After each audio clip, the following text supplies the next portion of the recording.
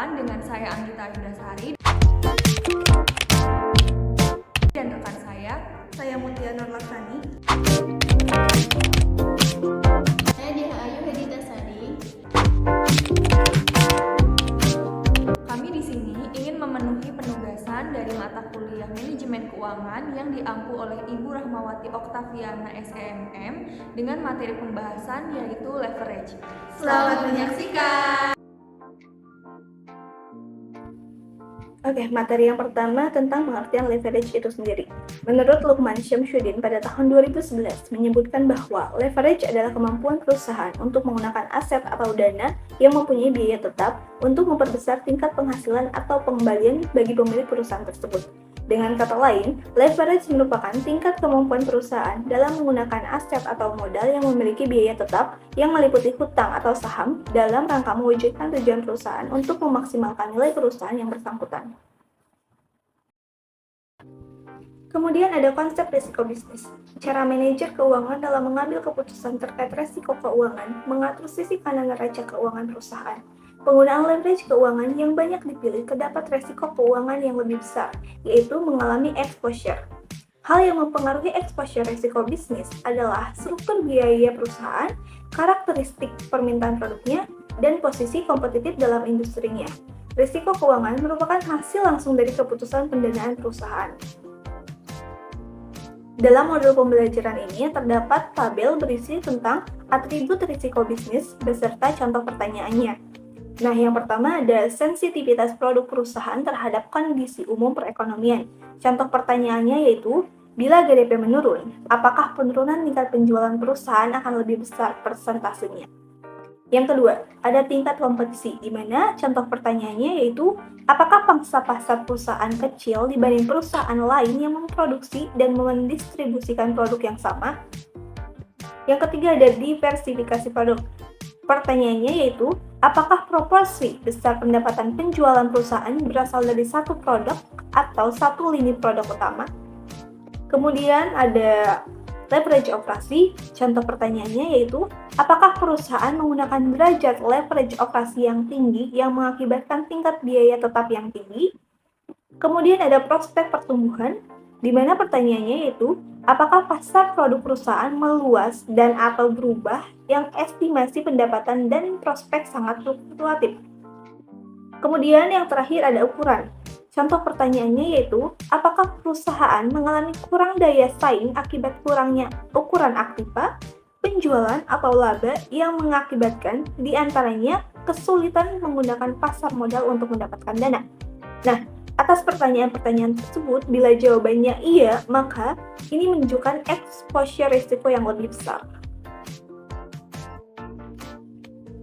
Terdapat beberapa macam atau bentuk dari leverage. Yang pertama ada leverage operasi. Leverage operasi ini adalah kemampuan earnings before interest and taxes atau biasa kita kenal dengan EBIT yang dimiliki oleh perusahaan untuk melakukan respon terhadap fluktuasi penjualan. Gambaran konsep leverage operasi ini berisi studi kemungkinan penjualan perusahaan yang bersifat fluktuasi, sehingga dengan menghubungkan fluktuasi persentase dalam EBIT dengan fluktuasi persentase dalam penjualan, kita dapat menghitung leverage operasinya dengan rumus sebagai berikut. Rumusnya yaitu derajat leverage operasi atau DOLS sama dengan persentase perubahan dari EBIT dibagi persentase perubahan dari penjualan. Tingkat ukuran leverage operasi berlaku pada arah negatif maupun positif. Perubahan negatif dalam volume produksi dan penjualan dapat berlipat beberapa kali ketika efeknya terhadap EBIT. Sampai saat ini, perhitungan atas leverage operasi membutuhkan dua laporan keuangan analitis, satu untuk periode dasar dan satunya lagi untuk periode berikutnya yang melibatkan kemungkinan perubahan penjualan. Perhitungan tersebut dapat dirumuskan dengan persamaan sebagai berikut apabila data biaya unitnya sudah tersedia, yaitu derajat leverage operasi atau DOL sama dengan Q dikali dengan hasil P dikurangi V. Kemudian dibagi dengan Q dikali dengan hasil P dikurangi V, kemudian dikurangi F. Dengan Q sebagai volume penjualan, P sebagai harga per unit, V sebagai biaya variabel, dan yang terakhir F sebagai biaya tetap. Melanjutkan pembahasan yang telah disampaikan oleh rekan saya sebelumnya, di sini saya akan menjelaskan mengenai leverage keuangan atau biasa dikenal dengan leverage finansial. Jadi di sini dijelaskan bahwa leverage keuangan adalah praktek pendanaan sebagian aktiva perusahaan dengan sekuritas yang menanggung beban pengembalian tetap dengan harapan bisa meningkatkan pengembalian akhir bagi pemegang saham. Nah, untuk penggunaan leverage keuangan atau leverage finansial ini biasanya akan mengakibatkan efek-efek tertentu ya. Di sini itu ada persamaannya bahwa persentase perusahaan earning per share atau laba bersih dibagi dengan persentase perubahan EBIT atau laba sebelum bunga dan pajak itu biasanya lebih besar dari 1. Atau sama dengan leverage keuangan ini digunakan untuk memperbesar pengaruh perubahan EBIT atau pengaruh perubahan laba sebelum bunga dan pajak terhadap laba bersih atau EPS. Nah, di sini ada persamaan untuk menghitung leverage keuangan atau degree of financial leverage yang kita singkat dengan DFL itu bisa kita cari dengan EBIT dibagi dengan EBIT dikurang dengan bunga perusahaannya itu.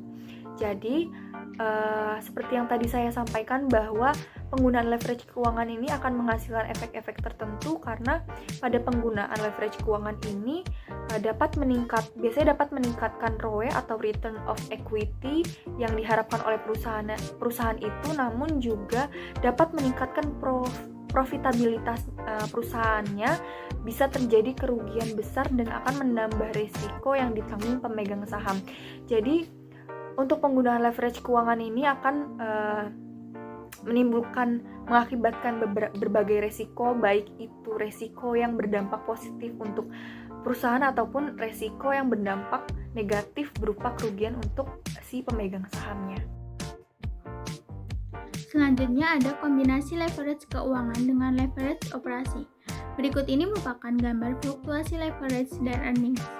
Perubahan pemasukan penjualan menyebabkan perubahan yang lebih besar lagi pada EBIT atau earning before interest and tax. Selain itu, perubahan EBIT menjadi variasi lebih besar dalam EPS dan total earning available to common shareholders atau EAT atau total pendapatan yang tersedia bagi pemegang saham biasa bila perusahaan memilih menggunakan leverage keuangan. Maka tidak mengejutkan kalau kombinasi leverage operasi dan keuangan mengakibatkan variasi lebih lanjut dalam EPS. Nah, leverage kombinasi merupakan bentuk dari pengukuran perubahan penjualan terhadap laba setelah pajak.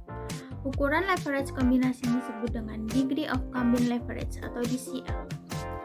Rumus dari DCL ini yaitu kuantitas dikali dengan harga per unit dikurangi dengan biaya variabel per unit dibagi dengan EBIT dikurangin bunga.